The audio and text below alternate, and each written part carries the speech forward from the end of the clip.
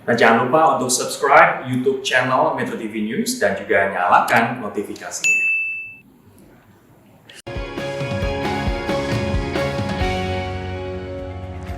Pemirsa, pada 9 Desember 2020 mendatang sejumlah daerah di Indonesia akan melaksanakan Pilkada 2020, tepatnya di 271 daerah yang meliputi 9 provinsi, 224 kabupaten, dan 37 kota.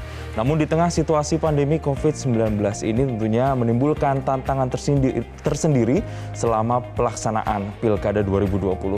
Lantas bagaimana pengawasannya dalam hal ini Bawaslu terkait dengan mempersiapkan pemilu atau Pilkada 2020 yang lancar? Kita akan bahasnya bersama dengan Komisioner Bawaslu Muhammad Afifuddin. Selamat pagi Pak Afif. Pagi Mas Hasan. Terima kasih sudah hadir Pak Afif. Ini kalau kita melihat sekarang kondisinya adalah pandemi COVID-19. Tapi kita juga tahu sebentar lagi akan ada Pilkada di akhir tahun. Sebenarnya banyak yang menginginkan ditunda, tapi akhirnya tetap dilaksanakan walaupun dimundurkan begitu Pak.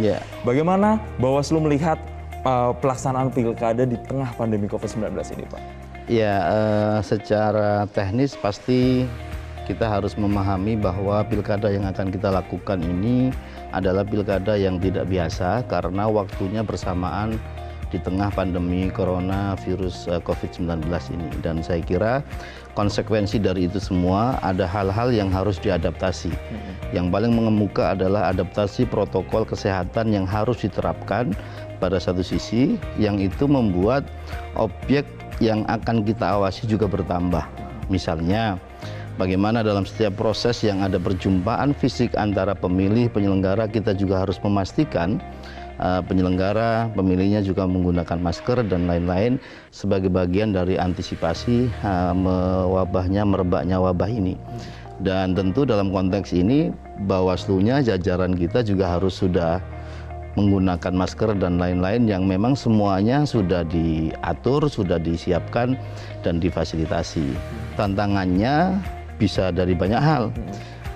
Dari masyarakatnya juga ada, dari pesertanya juga ada, dari penyelenggaranya juga ada, dan ini sesuatu yang sebenarnya dalam situasi yang bukan pilkada juga menjadi persoalan kita, yaitu soal menjaga kesehatan masyarakat itu. Ini juga menjadi salah satu poin penting yang harus benar-benar diperhatikan selama pesta demokrasi ini berlangsung, gitu Pak Afif. Nah, kalau kita melihat tentu ada penyesuaian tugas, fungsi dan wewenang kalau dibandingkan dengan pilkada yang sebelumnya dengan pilkada yang sekarang yang situasinya berbeda. Seperti apa Pak?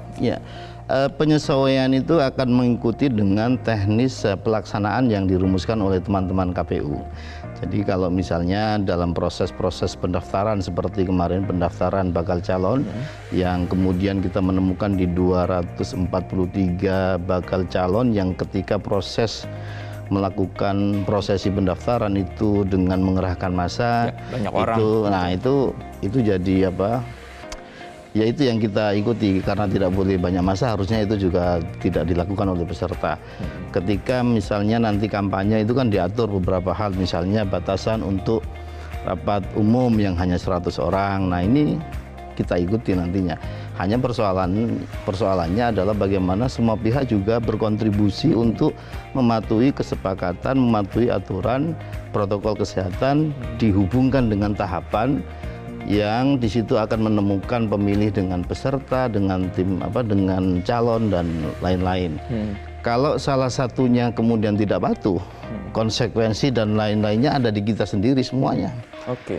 Ini kan terkait dengan pelanggaran atau potensi pelanggaran terutama di masa COVID-19 ini, harus ada payung hukumnya, harus ada landasan hukumnya. Sudah adakah aturan yang akan mengatur terkait dengan pelanggaran protokol kesehatan ini Pak? Sudah, ya, terkait dengan protokol kesehatan kan sebenarnya tidak semuanya diatur dalam undang-undang pilkada. Ada hal-hal atau aturan yang sudah mengatur, misalnya terkait dengan Undang-Undang Nomor 6 kalau nggak salah terkait wabah, karantina dan seterusnya, termasuk peraturan daerah masing-masing yang tingkat misalnya PSBB, merah, hitam dan seterusnya, itu kan kemudian berkonsekuensi terhadap aturan masing-masing. Nah, dalam konteks ini kami berkoordinasi dengan pihak yang mempunyai otoritas untuk melakukan penindakan. Misalnya dalam konteks kerumunan massa, itu kita berkoordinasi dengan kepolisian, Satpol PP, yang memang punya otoritas untuk membubarkan, menindak jika ada pihak yang melakukan pelanggaran. Oke, kita berbicara kembali ke ranah atau wewenang dari Bawaslu ini sendiri secara umum, Pak. Bisa dijelaskan seperti apa, Pak? Nah, Bawaslu ini kan punya kewenangan pencegahan. Pencegahan itu ya dilakukan dengan banyak cara, sosialisasi, membuat kader pengawas, kemudian melakukan inisiasi desa anti politik uang dan seterusnya. Itu seluas dan sejauh apa kita memahami sosialisasi, yang penting bagaimana publik lebih banyak yang tahu atas apa yang boleh dilakukan dan apa yang tidak boleh dilakukan. Nah, pencegahan ini sifatnya sangat adaptif. Jadi inovasi dan kolaborasi dengan banyak pihak menjadi kunci. Ya. Jadi dengan tokoh pemuda, dengan tokoh agama misalnya. Nah, pada sisi yang lain kita juga harus punya kewenangan untuk mengawasi semua tahapan. Dan dalam pengawasan tahapan inilah kemudian muncul yang namanya temuan pelanggaran misalnya. Sudah 1000 sekian, 1400-an kasus yang kita temukan, kemudian ada laporan. Laporan kalau nggak salah 200-an, itu dari masyarakat. Kalau laporan atau informasi awal itu datangnya dari masyarakat, kalau temuan itu dari jajaran organik Bawaslu, jajaran pengawas kita. Nah, kemudian kita punya kewenangan penindakan. Nah, kewenangan penindakan ini tentu sudah sesuai dengan aturan-aturan yang memang sudah diatur. Misalnya, kalau ranahnya pidana maka harus berhubungan dengan polisian dan kejaksaan dalam ranah Gakumdu. Kalau netralitas ASN misalnya, yang ini sangat menonjol dalam pelaksanaan pilkada ini, sekitar 600-an kalau nggak salah, itu ya kita harus berhubungan dengan KASN. Itu yang jadi juga pengawasannya menjadi tugas masalah kita, tapi begitu masuk ke ranah penindakan, bisa jadi sebagiannya harus melibatkan pihak lain yang sudah diatur undang-undang. Oke, nanti kita akan bahas karena Pak Afif tadi menyinggung juga masalah netralitas ASN yang saya baca juga ini masih masuk dalam indeks kerawanan pilkada. Apa yang kemudian menjadi strategi antisipasi dari pihak Bawaslu agar tidak terjadi pelanggaran ini lagi? Kita akan bahas usai jeda. Pemirsa jangan kemana-mana, tetaplah bersama kami.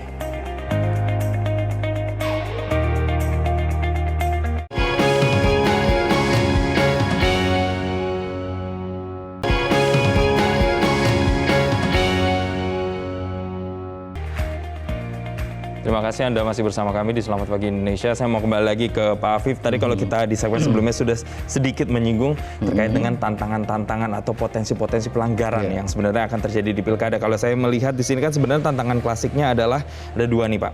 Terkait dengan netralitas ASN yang sudah Bapak sebutkan tadi dan juga ada money politik juga. Apa strategi kemudian atau antisipasi yang sudah disiapkan Bawaslu terkait dengan dua hal ini Pak? Ya. Pertama, kita punya alat deteksi dini atas potensi kerawanan pilkada atau pemilu yang kita sebut dengan indeks kerawanan pilkada atau pemilu. Nah, untuk indeks kerawanan pilkada 2020 ini paling tidak ada 3 yang paling mengemuka. Pertama adalah soal netralitas ASN. Ini presidennya di pilkada sebelumnya di daerah-daerah yang mau pilkada ini tinggi. Kemudian yang kedua adalah politik uang. Mungkin ini di masa-masa kampanye dan menjelang hari H biasanya, dan ini menjadi perhatian kita semua, dan akurasi daftar pemilih. Dan saya kira ini juga menjadi persoalan yang sangat serius karena terkait dengan jaminan hak pilih warga untuk bisa menggunakan hak pilihnya dalam setiap gelaran pilkada. Nah, dalam konteks itu IKP sendiri sudah menjadi kacamata kita untuk memetakan.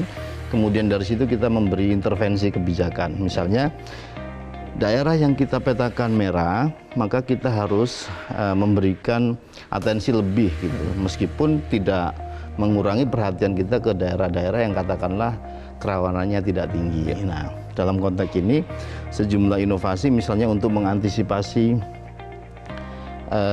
politik uang biar tidak masif gitu ya. Yang namanya potensinya pasti ada. Tapi bagaimana kita tekan serendah mungkin, itu misalnya kita lakukan dengan banyaknya kita membuat desa anti politik uang, merekrut kader pengawas, melakukan sosialisasi ke banyak pihak yang itu kita harapkan menjadi informasi yang semakin tersebar luaskan sehingga orang lebih tahu, lebih mau menghindari dan membuat kesadaran kolektif untuk melawan semua jenis pelanggaran yang ada dalam pilkada. Kemudian ASN misalnya kita kerjasama dengan KSN, dengan Mendagri untuk memberi surat-surat pencegahan, himbauan, sosialisasi, rapat koordinasi, dan juga menyampaikan di masing-masing daerah yang pilkada untuk bagaimana posisi ASN yang seharusnya Netral. netral, imparsial, dan tidak berpihak. Oke, selain dua permasalahan tadi yang juga menarik adalah ketika dilakukan pertemuan antara Mendagri dan juga Bawaslu, Pak Tito di sini mengatakan bahwa di Pilkada 2020 ini juga menimbulkan kerawanan. Salah satunya adalah KPU daerah ini bisa saja melakukan diskresi atau pengambilan keputusan sesuai dengan apa yang terjadi di wilayahnya. Ini juga menimbulkan kerawanan. Maksudnya seperti apa ini, Pak? Nah, begini Mas Jason, ya, kita ini kan bekerja berdasarkan aturan, berdasarkan undang-undang. Nah, kalaupun ada hal-hal yang sifatnya kerawanan, maka penindakannya juga harus menyesuaikan dengan bagaimana undang-undang itu mengatur kita. Kita juga tidak mungkin melakukan pekerjaan yang melampaui kewenangan yang diberikan oleh undang-undang. Nah, dalam konteks ini sebenarnya kami sudah mengupdate IKP ini pasca pandemi melanda. Dan kesimpulan kami bahwa wabah ini menambah potensi kerawanan baik di tahapan pilkada maupun di kerawanan kesehatan masyarakat kita semua gitu.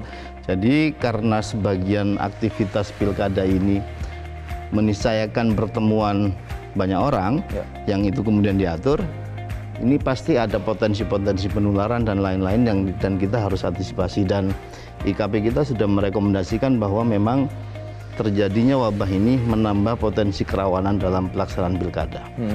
Ini diharapkan benar-benar betul-betul bisa dikontrol begitu ya Pak pada saat pelaksanaan pilkada. Nah, terkait dengan tahapan pengawasannya ini sendiri, apa-apa saja sebenarnya yang menjadi tahapan pengawasan dari Bawaslu selama penyelenggaraan pilkada 2020 ini, Pak? Kalau dari sisi tahapan, tentu semua tahapan itu diawasi.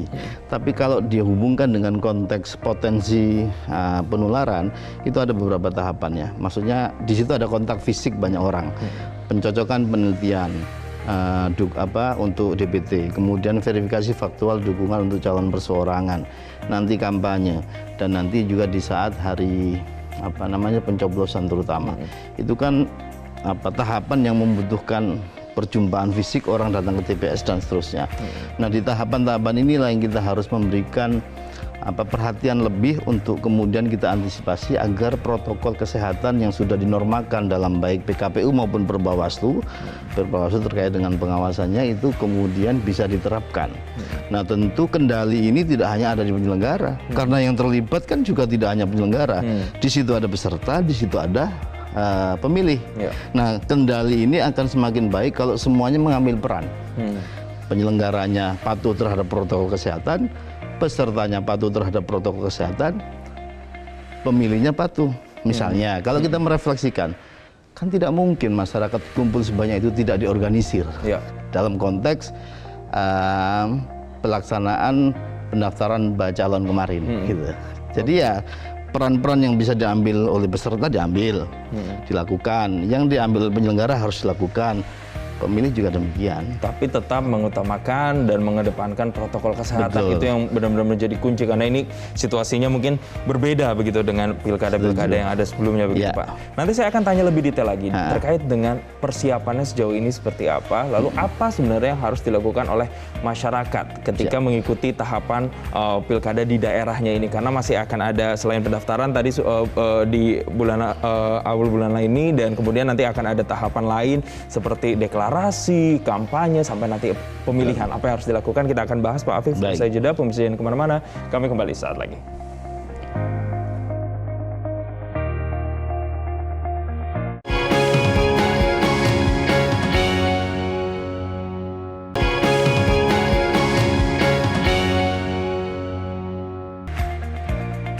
Terima kasih Anda masih bersama kami, dan sekarang kita masuk ke segmen kesimpulan Pak. Kalau tadi Pak Hafiz sudah menyebutkan begitu pengawasan-pengawasan, tahapan pengawasan, tapi kalau kita melihat lagi beberapa waktu lalu pada saat pendaftaran banyak pasangan calon sebenarnya yang sudah membawa kerumunan, yang sebenarnya ini tidak direkomendasikan begitu. Tapi tahapan ke depan ini kan juga ada nanti penetapan pasangan calon, kemudian ada deklarasi pilkada damai, sampai nanti ujungnya adalah pemilihan.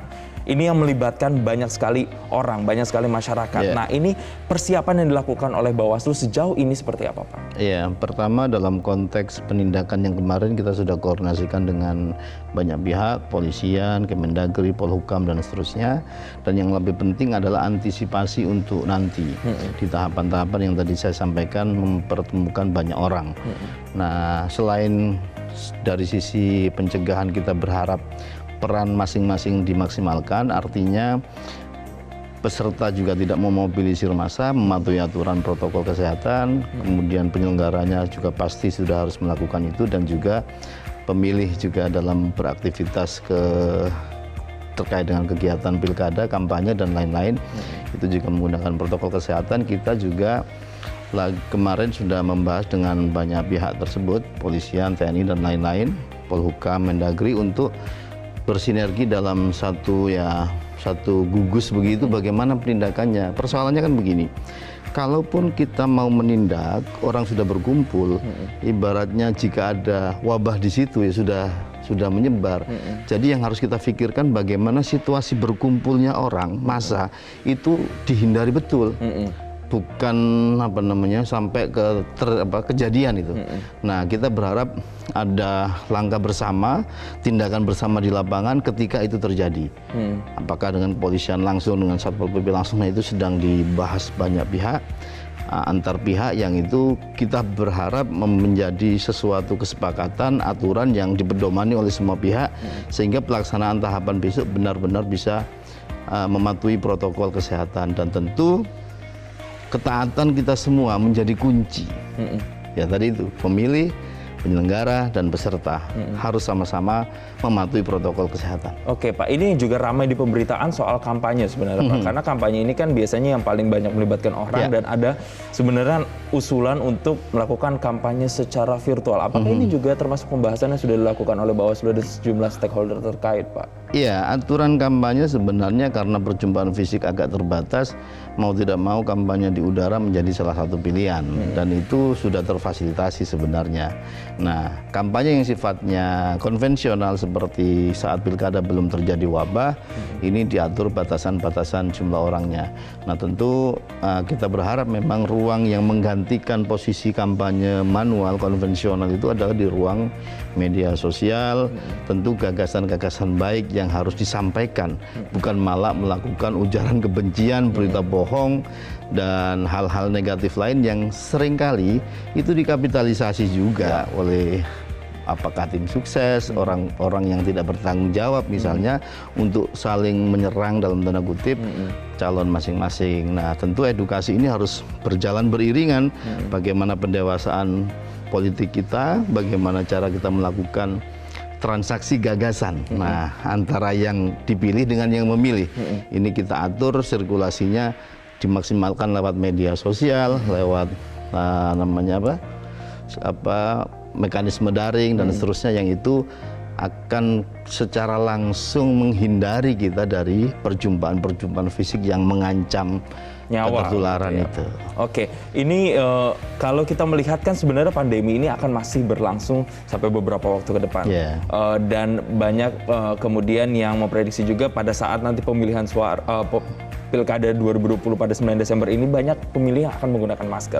Ini juga menimbulkan kerawanan. Banyak yang bilang takutnya nanti bakal ada penyusup yang tidak diketahui identitasnya dan memilih calon pasangan tertentu. Antisipasinya seperti apa terkait dengan ini, Pak? Nah, ini juga persoalan baru ya. Orang datang ke TPS misalnya, kalau dia tidak pakai masker, nggak mungkin kemudian kita langsung kamu nggak boleh milih. Nah, skenarionya sebenarnya KPU menyiapkan masker untuk mereka, karena kalau tidak juga berbahaya.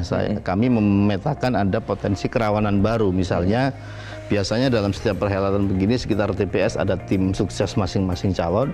Berbahaya kalau semuanya itu menyiapkan masker yang masih ada simbol pasangan calon, sementara masuk TPS harusnya sudah tidak ada simbol-simbol yang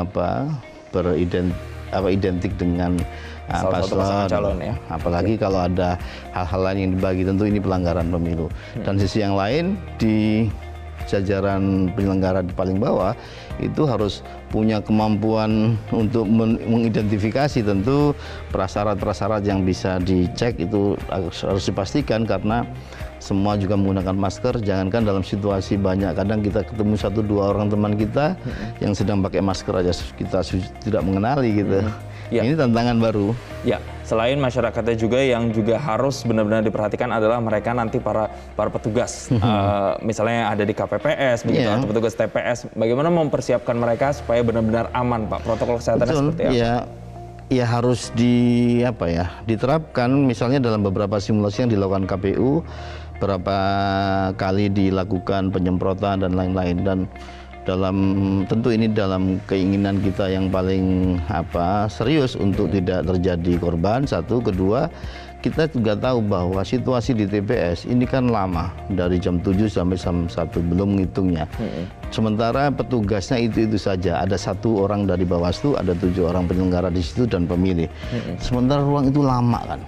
Nah, potensi berjumpa dengan banyak orang lama itu ada resikonya. Nah, ini yang benar-benar harus kita antisipasi betul, bagaimana semua pihak ini untuk benar-benar mematuhi protokol kesehatan, menjaga semuanya, menjaga keselamatan publik, menjaga pemilih, menjaga penyelenggara, menjaga peserta. Oke, Pak Afif, menyimpulkan apa yang sudah kita bahas dari segmen 1 tadi sampai dengan sekarang. Catatan-catatan penting apa kemudian yang benar-benar harus dipegang baik bagi para penyelenggara dan juga masyarakat nanti para pemilih begitu dalam gelaran Pilkada 2020 ini, Pak? Iya, Mas Jason, Bapak Ibu sekalian, teman-teman, saya kira memang persoalan pilkada di saat wabah ini bukan sesuatu yang mudah, dan kita harus bisa melaluinya jika bersama-sama dan juga bekerja sama. Artinya apa? Peran tugas masing-masing diperankan sebagaimana mestinya, dan kita harus memastikan bahwa meskipun di saat wabah, tahapan pilkada harus tetap terawasi secara maksimal agar hasilnya tidak disoal oleh siapapun.